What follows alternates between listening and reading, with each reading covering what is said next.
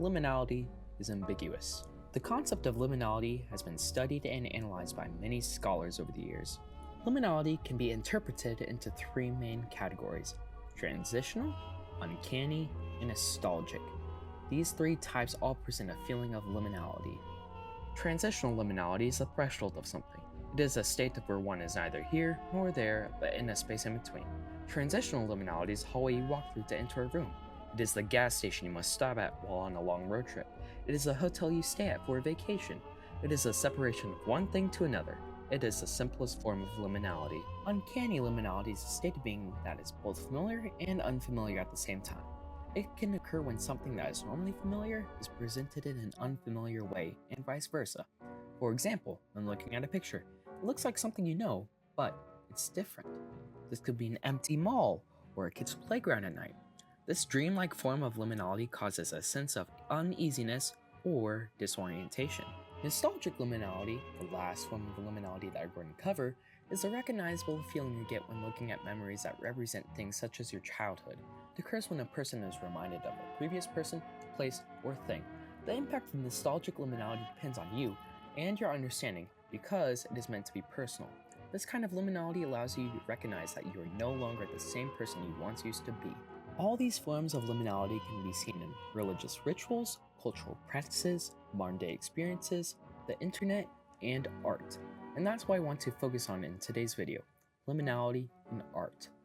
Art is expression. It is significant to society today.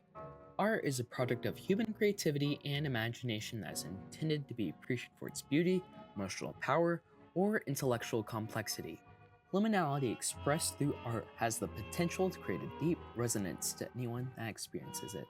Please join me on this journey through the art of liminality.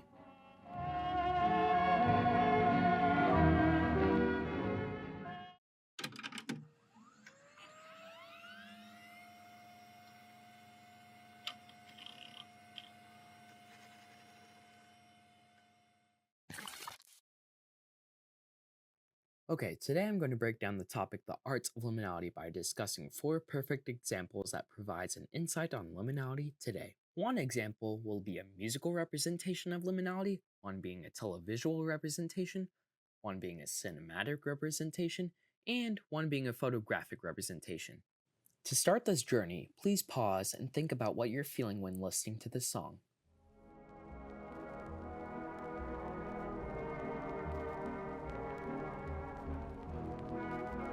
This is the iconic song, It's Just a Burning Memory.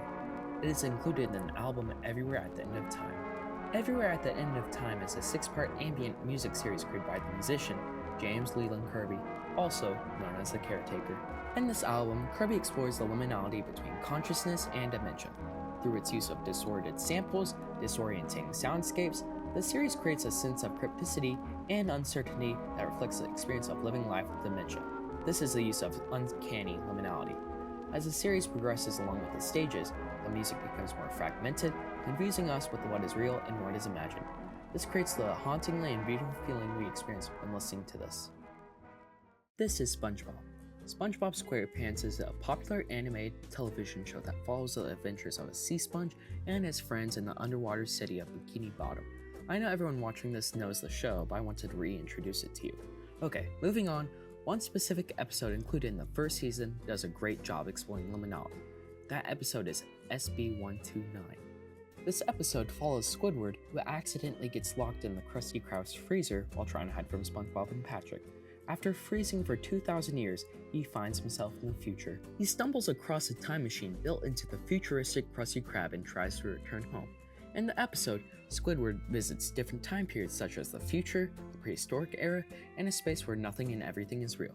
This place was described as nowhere, also known as the void.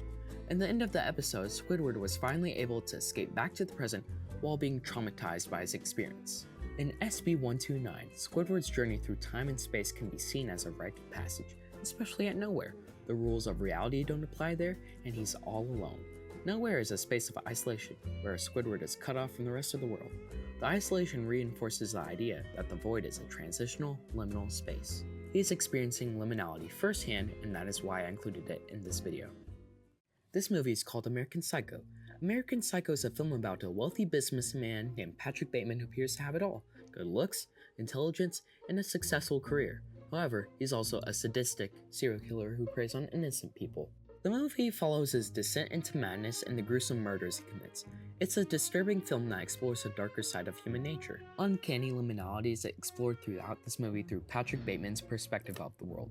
He blurs the lines between what is real and what is imagined, creating a sense of unreliability. He provides insight onto what liminal means to the human mind through Patrick Bateman's acts of murder in everyday life. That's why it's uncanny. These are the Backrooms. They are liminal spaces that represent all forms of liminality. They are transitional, uncanny, and nostalgic. They're normally empty and abandoned areas that give a surreal and unnatural aesthetic. These spaces are often characterized by a sense of obscurity and ambivalence.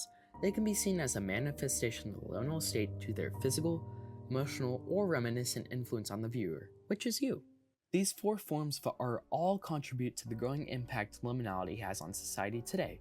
Liminality provides personal growth and transformation. It lets us explore new possibilities.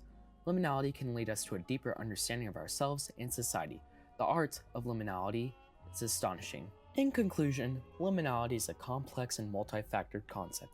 Being able to understand the concept of liminality and see it in everyday life will improve the experience we gain from navigating this crazy, ever-changing, ever-transitioning world around us. Thank you everyone for watching. Goodbye.